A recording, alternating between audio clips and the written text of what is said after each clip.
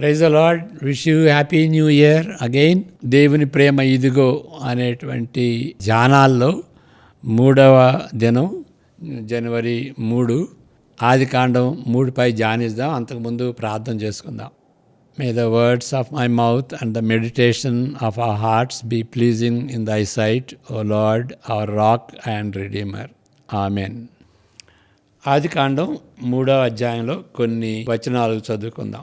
దేవుడైన యెహోవా చేసిన సమస్త భూజంతువులలో సర్పము యుక్తిగలదై ఉండెను. అది ఆ స్త్రీతో, ఇది నిజమా? ఈ తోట చెట్లలో దేని ఫలమునైనను మీరు తినకూడదని దేవుడు చెప్పెనా అని అడిగాను. 6వ వచనం. స్త్రీ ఆ వృక్షము ఆహారమునకు మంచిదనియు కనులకు ఆనందమైనదనియు వివేకమిచ్చు రమ్యమైనదనియు ఉండుట చూచినప్పుడు ఆమె దాని ఫలములలో కొన్ని తీసుకొని తిని తనతో పాటు తన భర్తకును ఇచ్చెను. 10వ వచనం. అందుకతడు, తోటలో నీ స్వరము వినినప్పుడు దిగంబరినిగా ఉంటిని కనుక భయపడి దాగుకొంటినెను. 14వ వచనం. అందుకు దేవుడైన యెహోవా సర్పముతో, నీవు దీన్ని చేసినందున పశువులన్నిటిలోనూ భూజంతువులన్నిటిలోనూ నీవు శపించబడిన దానివై నీ కడుపుతో ప్రాకుచు నీవు బ్రతుకు దినములన్నీయు మన్ను తిందువు. 15వ వచనం. మరియు నీకును నీ స్త్రీకిని నీ సంతానమునకును ఆమె సంతానమునకును వైరము కలుగచేసెదను. అది నిన్ను తల మీద కొట్టును, నీవు దానిని మడిమె మీద కొట్టుదు అని చెప్పాను. 16వ వచనం. ఆయన స్త్రీతో, నీ ప్రయాసమును నీ గర్భవేదనను నేను మిక్కిలి హెచ్చించెదను. వేదనతో పిల్లలను కందువు. నీ భర్త ఎడల నీకు వాంఛ కలుగును, అతడు నిన్ను ఏలును అని చెప్పాను. 20వ వచనం. ఆదాము తన భార్యకు హవ్వ అని పేరు పెట్టెను. ఏలయనగా ఆమె జీవము గల ప్రతి వానికిని తల్లి. 22. అప్పుడు దేవుడైన యెహోవా, ఇదిగో మంచి చెడ్డలను ఎరుగునట్లు ఆదాము మనలో ఒకని వంటి వాడాయను. కాబట్టి అతడు ఒకవేళ తన చెయ్యి చాచి జీవ వృక్ష ఫలమును కూడా తీసుకొని తిని నిరంతరము జీవించునేమో అని. 23. దేవుడైన యెహోవా అతడు ఏ నేల నుండి తీయబడినో దాని సేద్యపరచుటకు ఏదెను తోటలో నుండి అతని పంపివేసెను. 24.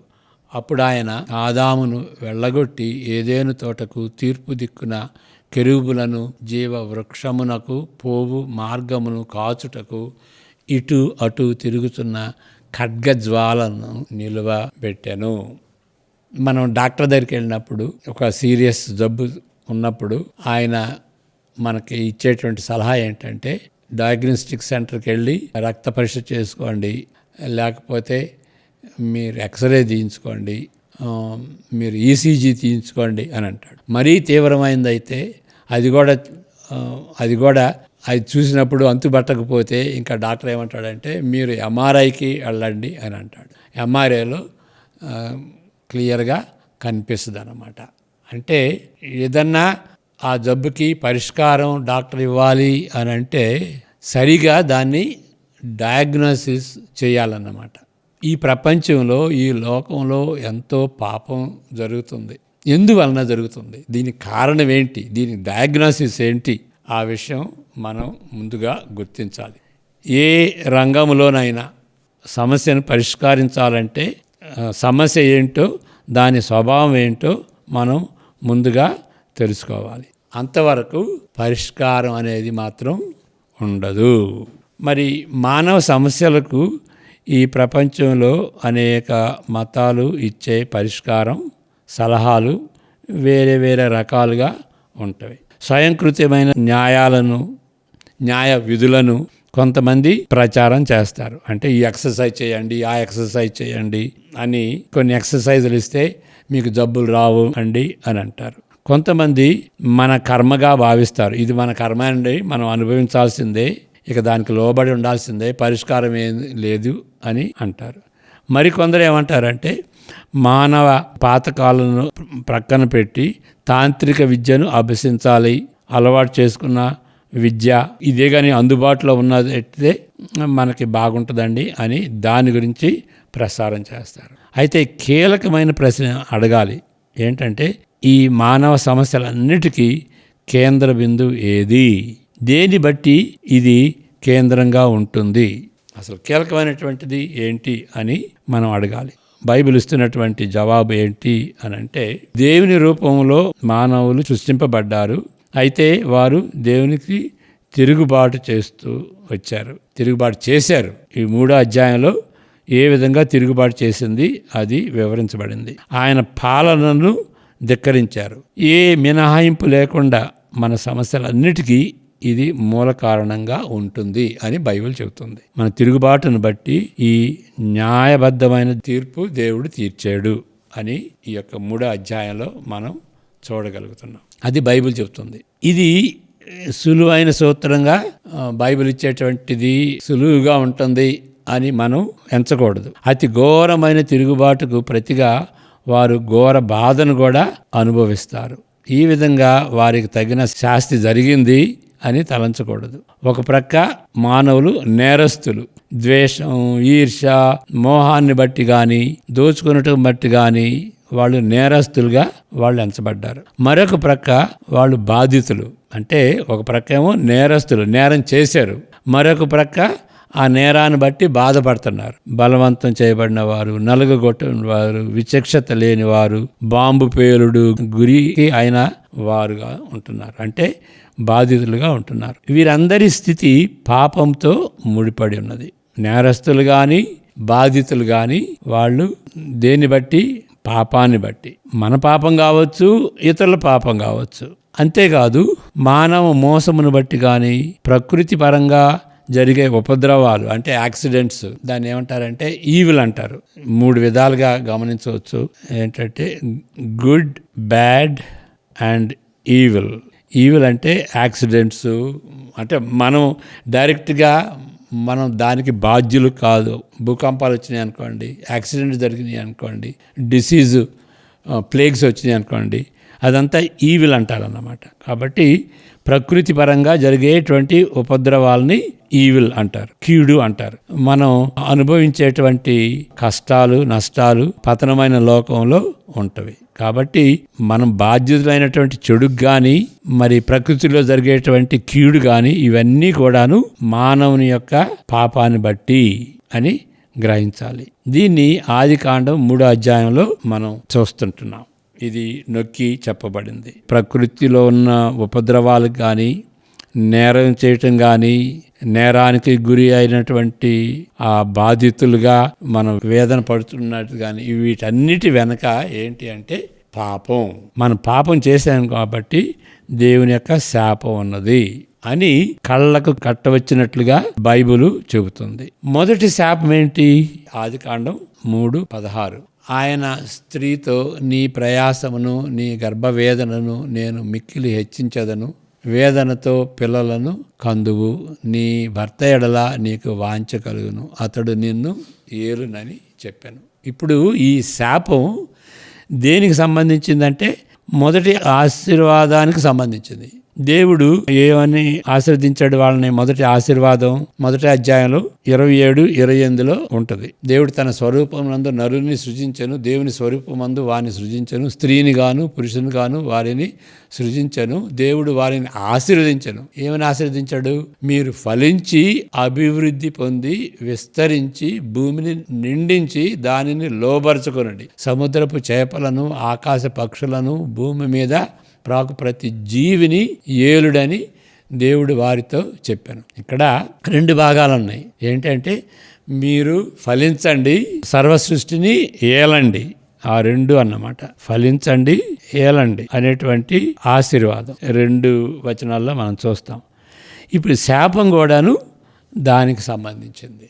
ఏంటి ఆ మొదటి శాపం? స్త్రీ భారంతో కంటది, వేదనతో కంటది, నొప్పులతో కంటది. పెయిన్స్ అంటాం ఇంగ్లీష్లో. పెయిన్ అంటే నొప్పి, పెయిన్స్ అంటే గర్భిణీ స్త్రీ ప్రసవించినప్పుడు వచ్చేటువంటి నొప్పులు అన్నమాట.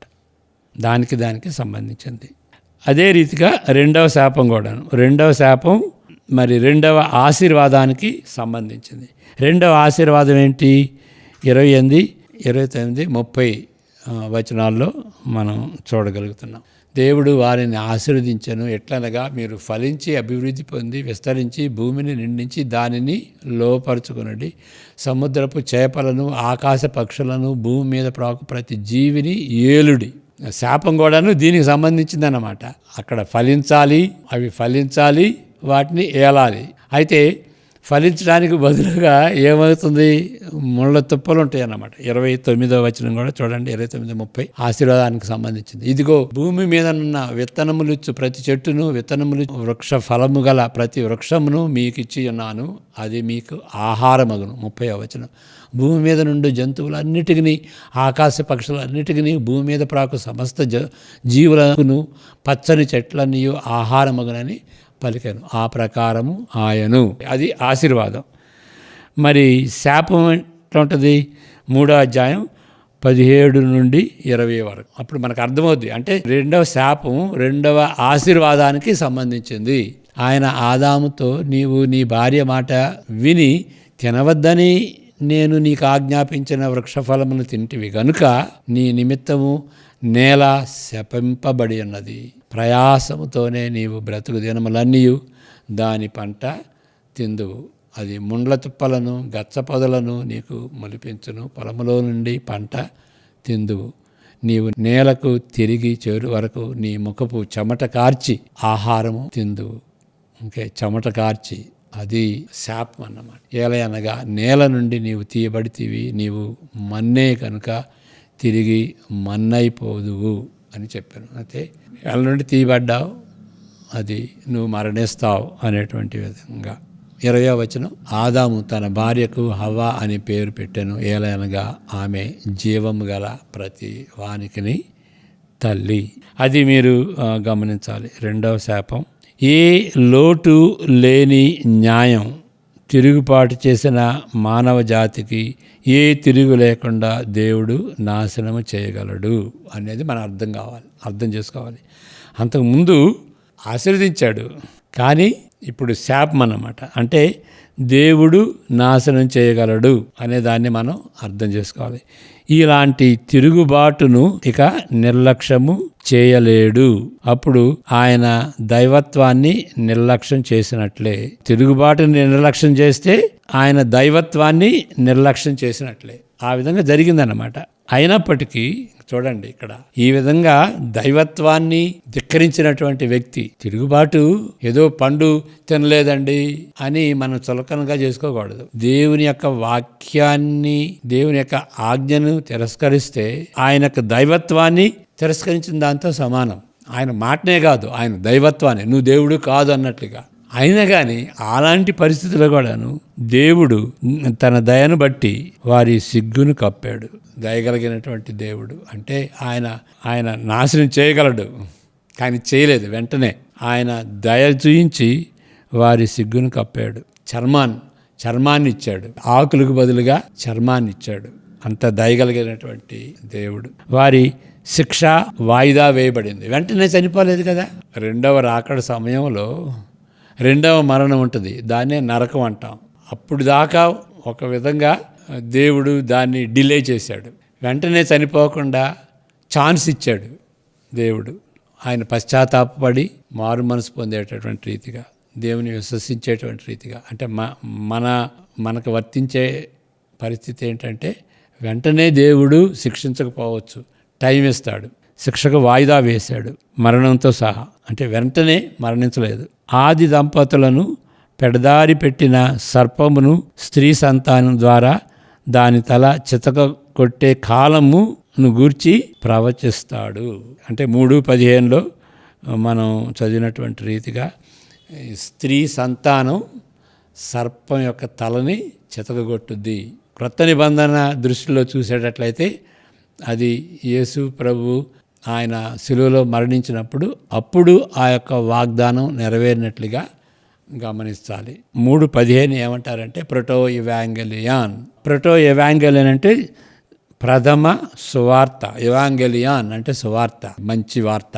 దాన్నే వేరుగా చెప్పాలంటే సువార్తకు చెందినటువంటి ప్రథమ సూచన ఇక్కడే ఇవ్వబడింది. ఇప్పుడైతే మానవుని యొక్క పతనం జరిగిందో, ఆ పతనాన్ని బట్టి దేవుని యొక్క తీర్పు జరిగిందో, దేవుడు శిక్షించాడో, దేవుడు శపించాడో, అప్పుడే ఆయన దయను కూడా చూయించాడు. రక్షణను గురించినటువంటి ఆ యొక్క ప్రవచనాన్ని కూడా అప్పుడే ఇచ్చాడనమాట. ఇప్పుడు ప్రకటన 12వ అధ్యాయంలో చూసేటట్టయితే సర్పం ఏ విధంగా కోపంతో యేసుప్రభుని ఏం చేయలేకపోయింది.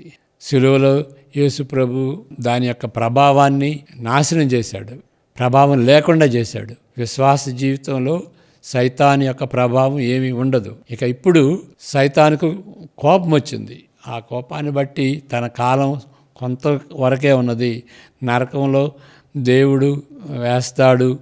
యేసుప్రభు తిరిగి వచ్చినప్పుడు సైతాను యొక్క గతి నరకం అని తెలుసుకుని తన కాలం కొంతవరకే ఉంది, అనేటువంటి ఉద్దేశంతో యేసుప్రభుని చేయలేనటువంటి పరిస్థితుల్లో యేసుప్రభు యొక్క అనుచరుల్ని, సంఘాన్ని హింసించడానికి ప్రారంభిస్తాడన్నమాట అనేటువంటి సత్యం ప్రకటన 12వ అధ్యాయంలో ఉన్నది.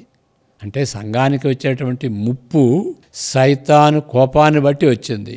కాబట్టి ఆ విధంగా సంఘం అర్థం చేసుకోవాలి అని ప్రకటన 12వ అధ్యాయంలో మనం చూస్తున్నాం అన్నమాట. కాబట్టి దీనికి నాంది ఎక్కడా అని అంటే ఆదికాండం 3:15.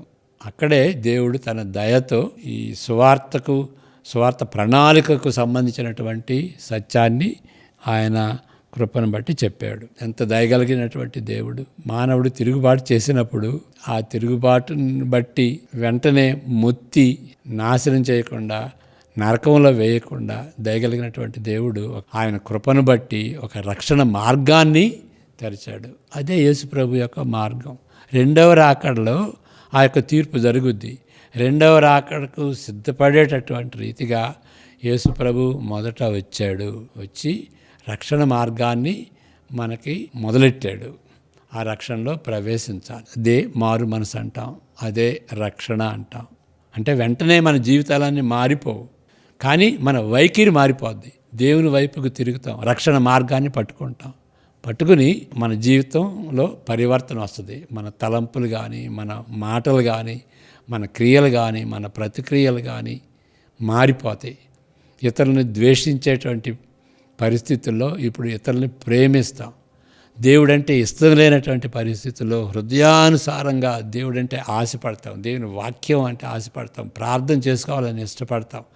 దేవునికి విధేయుడిగా ఉండాలని ఆశిస్తాం. అలాంటి మార్పు, అలాంటి పరివర్తన తీసుకొస్తాడన్నమాట. కాబట్టి ఆయన దయతో ఏర్పరిచినటువంటి ప్రణాళికను మనం నిర్లక్ష్యం చేయకూడదు. దీని యొక్క ప్రణాళికను బట్టి యేసుప్రభుని పంపించాడు. ఆయన శిలువలో మన యొక్క పాపాన్ని ఆయన తనపై వేసుకుని బలిగా మరణించడమే కాదు, దేవుని యొక్క ఉగ్రతను భరించాడు. దేవా దేవా నా చెయ్యి ఎందుకు విడిచితివి అని అరుపులోనే మన మీద పడాల్సినటువంటి నరకం, ఆ తీర్పు ఆయన అనుభవించాడు. అలాంటి శిలువను, అలాంటి కృపను, అలాంటి యేసుప్రభును ఏ విధంగా మనం ధిక్కరించగలం? ఏ విధంగా ఆయన చనిపోయాడు అని పట్టించుకోకుండా మనం ఏ విధంగా జీవించగలం పాపంలో? కాబట్టి ఈ యొక్క అధ్యాయం దేవుని యొక్క కృపతో అంతమైనట్టుగా మనం గ్రహించాలి. ప్రార్థన చేసుకుందాం. కృప కలిగినటువంటి దేవా, మా పాపంలో మమ్మల్ని వదిలిపెట్టకుండా మీరు ఏర్పరిచినటువంటి రక్షణ మార్గాన్ని బట్టి, యేసుప్రభు యొక్క నమ్మకత్వాన్ని బట్టి, శిలువలో మరణించేంత వరకు ఆయన నమ్మకంగా జీవించి ఆ రక్షణను మాకు తీసుకుని వచ్చిన దాన్ని బట్టి, మార్గాన్ని తెరిచిన దాన్ని బట్టి వందనాలు చెల్లించుకుంటున్నాం. అనేక మంది విశ్వసించులాగిన మీ కృపాకార్యాన్ని వారి హృదయంలో జరిగించమని యేసుప్రభు పేరట వేడుకుంటున్నాం తండ్రి. ఆమెన్. God bless you.